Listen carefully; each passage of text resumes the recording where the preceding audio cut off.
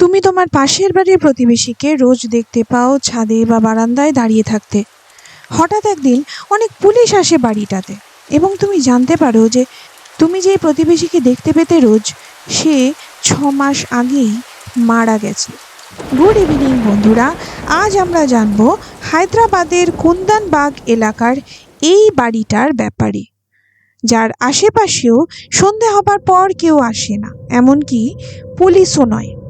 কিন্তু কেন সবাই এই বাড়িটাকে এত ভয় পায়? 2002 সালের ঘটনা। মোহাম্মদ সাজিদ নামের একজন চোর এমন একটা ফাঁকা বাড়ির সন্ধানে ছিল যেখানে অনেক দামি দামি গয়না, টাকা পয়সা পাবে, আবার বেশি ঝামেলাও হবে না।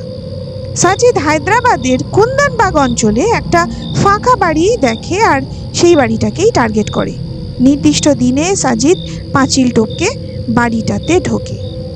বাড়ির উঠোনে পা রাখতেই সাজিদ দেখে বহুদিনের না কাটা জঙ্গলে উঠোন ভরে গেছে। সাজিদ এবার ধীরে ধীরে একটা জানলার ফাঁক দিয়ে ভেতরে ঢুকে সাজিদ শুধু ধুলোর মোটা আস্তরণ ছাড়া আর কিন্তু কিছুই পায় না। তাই সে এবার দোতলায় উঠে দেখে যে বেডরুমে যদি কিছু পাওয়া যায়। কিন্তু উপরে উঠে একটা বিচ্ছিরি গন্ধে সাজিদের গা গুলিয়ে ওঠে। এই গন্ধটা অনেকটা ইঁদুর পচার মতো গন্ধ। প্রথমে সাজিদ ভাবে যে কেউ থাকে না বলে হয়তো ইঁদুর বা ব্যাঙ মরে পড়ে আছে। দোতলার সামনের বেডরুমটার দরজা দিয়ে ঢুকেই সাজিদ এই ঘরটার মধ্যে কিন্তু সেই গন্ধটা আরও তীব্রভাবে পেতে থাকে এবং তার সাথে সাজিদ খেয়াল করে যে ঘরটা বাইরের করিডোরের থেকে অনেক বেশি ঠান্ডা। সাজিদের গায়ে কাঁটা দিয়ে ওঠে। সে এবার টর্চ ঘোরাতে ঘোরাতে দেখতে পায় একটা বেড। খাটের ওপরে কেউ যেন শুয়ে আছে। সাজিদ টর্চ নিয়ে আরেকটু খাটের দিকে এগোলে দেখতে পায় খাটে পড়ে আছে 3জন মহিলার গলা পচা, ফ্যাকাশে হয়ে যাওয়া মৃতদেহগুলোর অবস্থা এতটাই খারাপ ছিল যে তাদের সারা দেহে, বিছানায় পোকামাকড় ঘুরছিল। এই দৃশ্য দেখে সাজিদ হুড়মুড় করে রুম থেকে বেরিয়ে আসে আর তারপর সোজা বাড়ির বাইরে চলে আসে। সাজিদ ভাবে যে কোনোভাবে তার পায়ের ছাপ বা হাতের ছাপ, এসব কোনো কিছু যদি পুলিশ পেয়ে যায় তাহলে তাকেই হত্যাকারী বলে মনে করবে। তাই সাজিদ ঠিক করে যে পুলিশেই খবর দেবে এবং সব ঘটনা জানাবে। পুলিশ প্রাথমিকভাবে ভাবে যে সাজিদই খুন করে। এরপর পুলিশ এই বাড়িতে আসে এবং এই দৃশ্য তারাও দেখে। মৃতদেহগুলো যেখানে পড়েছিল সেখানে একটা ফিনাইলের বোতলও ছিল, যেটা প্রায় শেষ ছিল। এরপর পোস্টমর্টম হয় এবং জানা যায় যে ওই 3জনের মৃত্যু হয়েছিল প্রায় 4 থেকে 6 মাস আগে এবং বলা হয়েছিল ফিনাইল খেয়েই তাদের মৃত্যু হয়েছে। এই পর্যন্ত শুনে তোমরা নিশ্চয়ই ভাবছো যে এটাই এই বাড়ির সেই ভয়ঙ্কর রহস্য, কিন্তু না। এরপর যে ব্যাপারগুলো সামনে আসলো সেটা শুনে হায়দ্রাবাদের পুলিশও ভয় কেঁপে উঠেছিল। এই বাড়ি সম্পর্কে খোঁজ খবর নিতে গিয়ে জানা গেল এখানে বেশ কয়েক বছর আগে একটি পরিবার আসে। এই পরিবারে একজন লোক, তার নাম ছিল বশিষ্ঠ নারায়ণ, তার স্ত্রী জয়াপ্রদা নারায়ণ এবং তার 2 মেয়ে থাকত। অদ্ভুতভাবে এই বশিষ্ঠ নারায়ণ একদিন নিরুদ্দেশ হয়ে যায়। কোথায়, কিভাবে, কেন, কেউ কিচ্ছু জানতো না। এরপর থেকেই জয়াপ্রদা তার মেয়েদের নিয়ে এখানে থাকতে শুরু করে, কিন্তু তাদের আচার আচরণ অদ্ভুতভাবে চেঞ্জ হয়ে যায়। কারোর সাথে তারা মিশতো না, কথা বলতো না, সবসময় ভীষণ রেগে রেগে থাকতো, কোথাও বেরোতো না। এমনকি মেয়ে দুটোও আস্তে আস্তে স্কুলে যাওয়াও বন্ধ করে দেয়।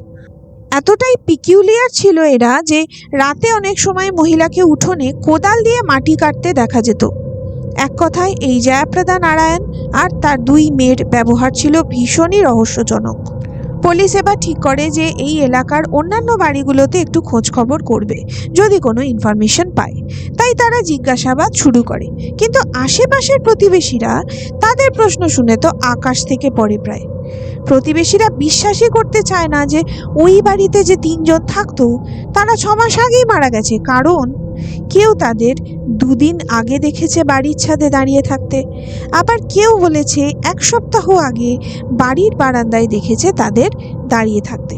কেউ কেউ তো এমনও বলেছিল যে তারা রোজই বেশ রাতের দিকে ওই বাড়ির বাসিন্দা মা ও তার 2 মেয়েকে বাড়ির কোর্টইয়ার্ডে ঘুরে বেড়াতে দেখে একটা মোমবাতি হাতে। মেয়ে দুটোর হাতে নাকি বড় বড় 2টো কাঁচের বোতল থাকতো, যাতে রক্ত লাল রঙের কিছু একটা ভরা থাকতো। এই দৃশ্যটা এলাকার বহু মানুষ কিন্তু দেখেছে। এবার পুলিশ খুব সমস্যায় পড়ে যায়। প্রায় 30টারও বেশি বাড়িতে তারা জিজ্ঞাসাবাদ করে এবং সবার থেকে একই কথা শুনতে পায়।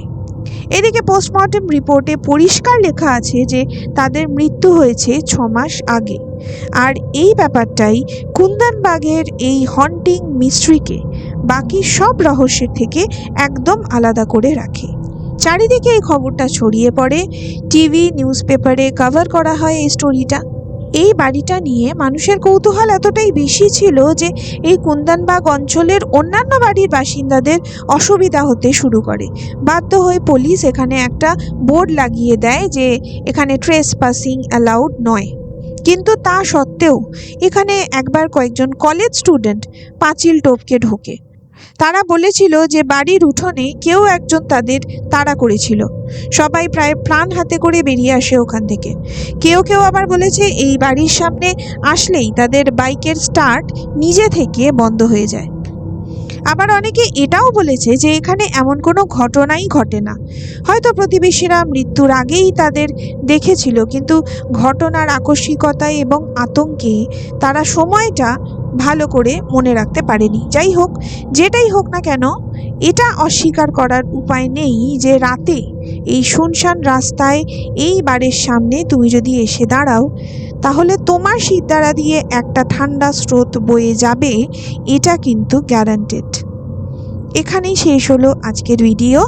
এরকম বাস্তব রহস্য, ভৌতিক ঘটনা বা অজানা কোনো সত্য জানতে হলে ভিডিওটাতে একটা লাইক করো আর চ্যানেলটাকে সাবস্ক্রাইব করো। পরের ভিডিওতে আমরা আসতে চলেছি এমন একটা বিষয় নিয়ে যেটা খুব কম মানুষই জানে। তাহলে আজকের মতো গুড নাইট।